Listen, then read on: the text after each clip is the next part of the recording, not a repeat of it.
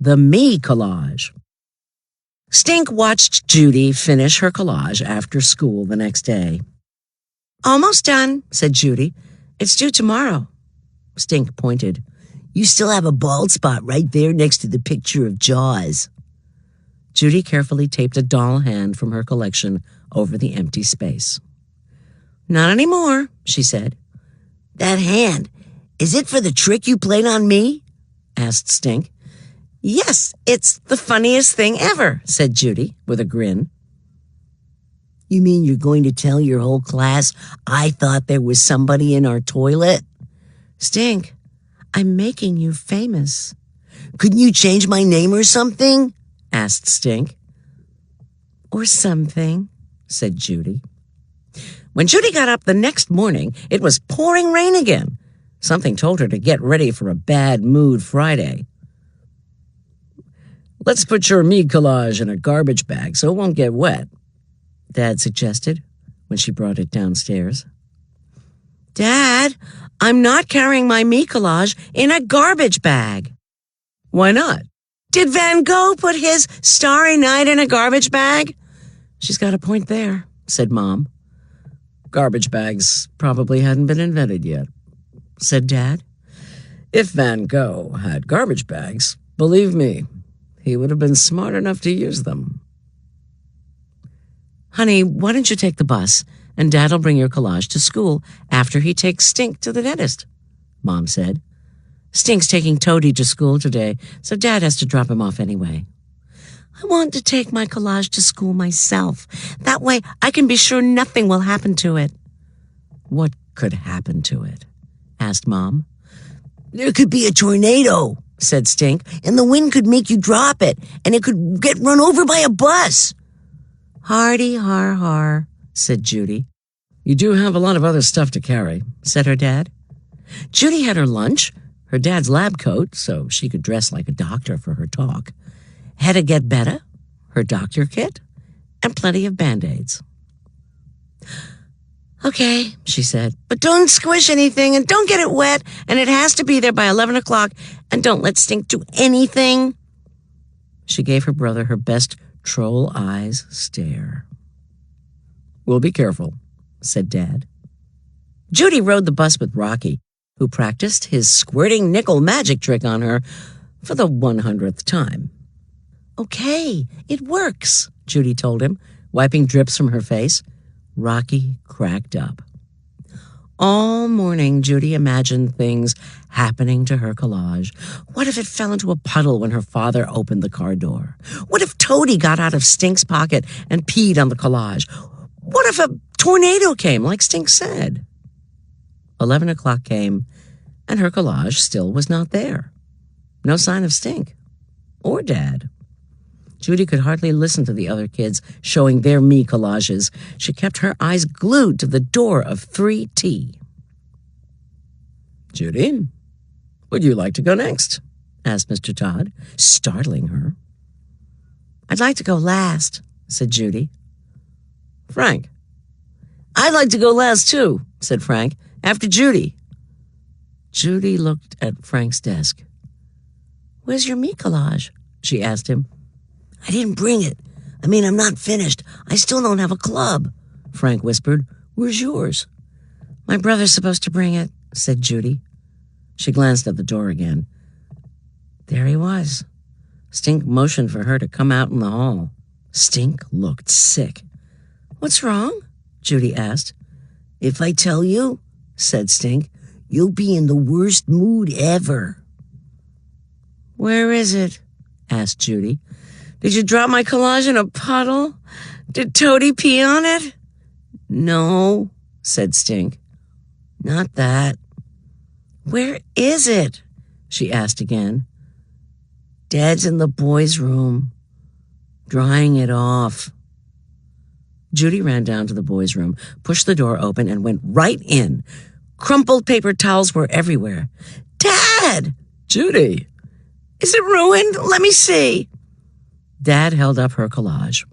Right smack dab in the center was a big purple stain the size of a pancake. Not a silver dollar one either. a giant jaggedy triangle, a grape-colored lake floating in the middle of her collage. "What happened?" Judy yelled. "I was drinking jungle juice from a box," said Stink, standing behind her in the doorway, "and trying this thing with my straw. I'm sorry." "Stink, you wrecked it! Dad, how could you let him drink jungle juice in the car?" "Look, it's not that bad," he said. "It almost looks like it's supposed to be there.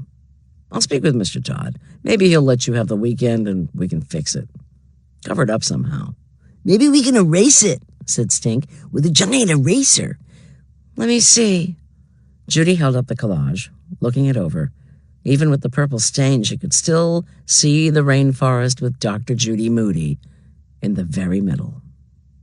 And none of the Band-Aids had come off. "Never mind," said Judy. "Never mind?" asked Dad. "It's okay," she said.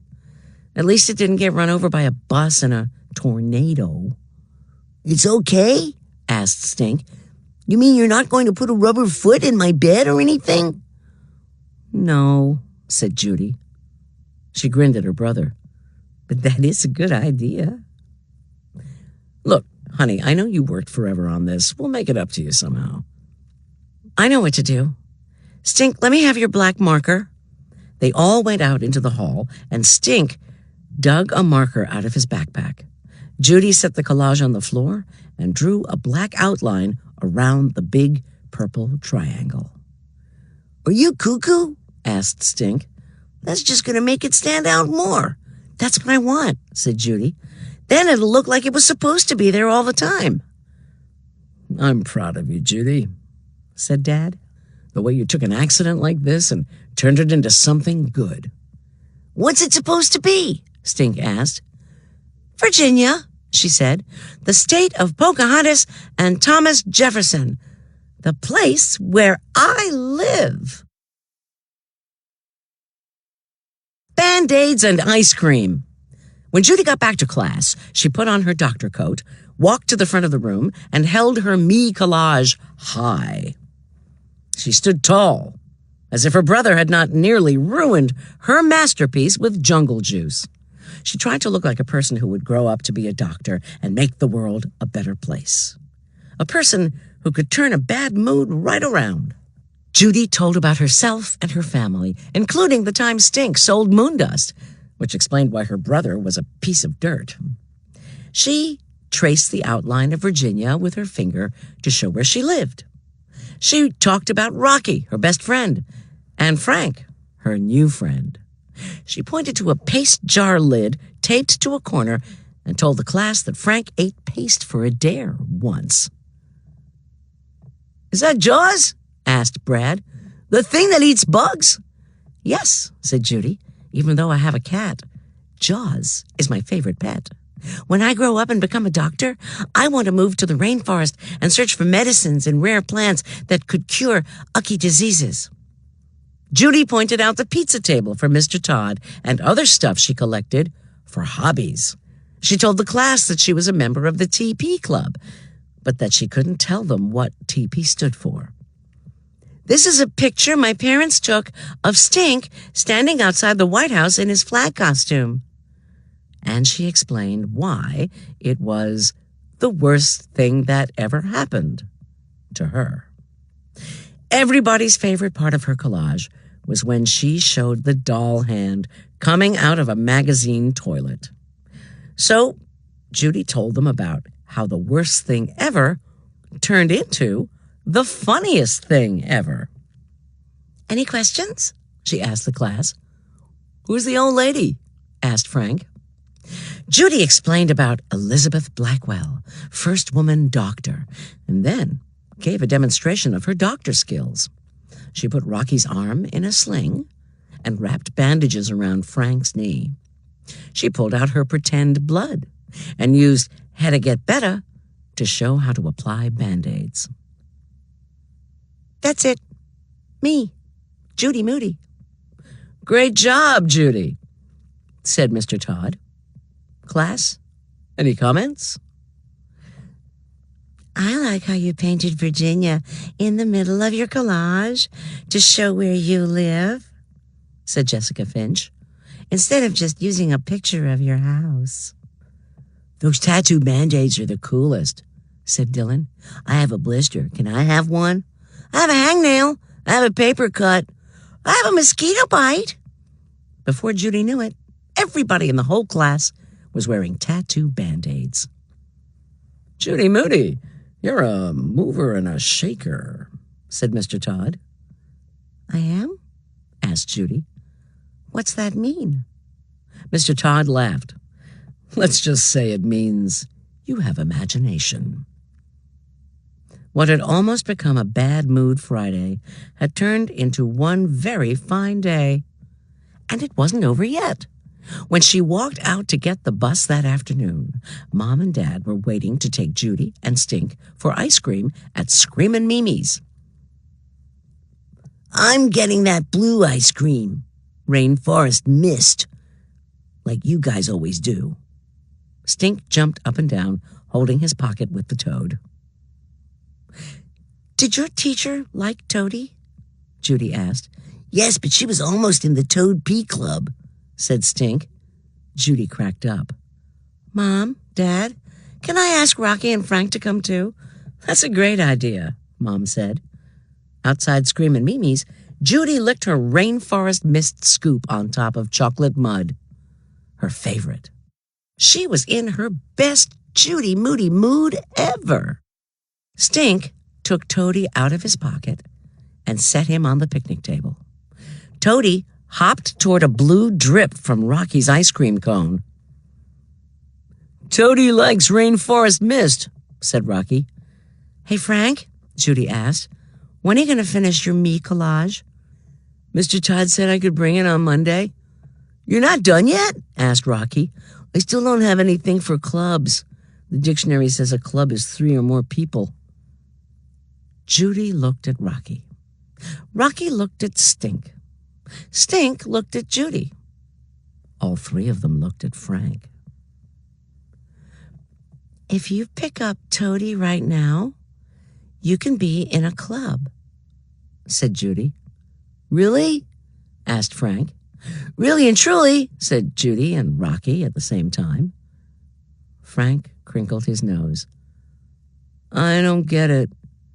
Rocky laughed. You will. Frank scooped up Toady with one hand. Use both hands, said Judy. Like this, said Rocky, cupping his hands. Just hold him a minute, said Stink. I still don't get it, said Frank. Oh, you'll get it, said Judy, Rocky, and Stink.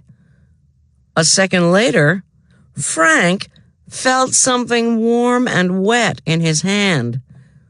He crossed his eyes, and they all fell down laughing.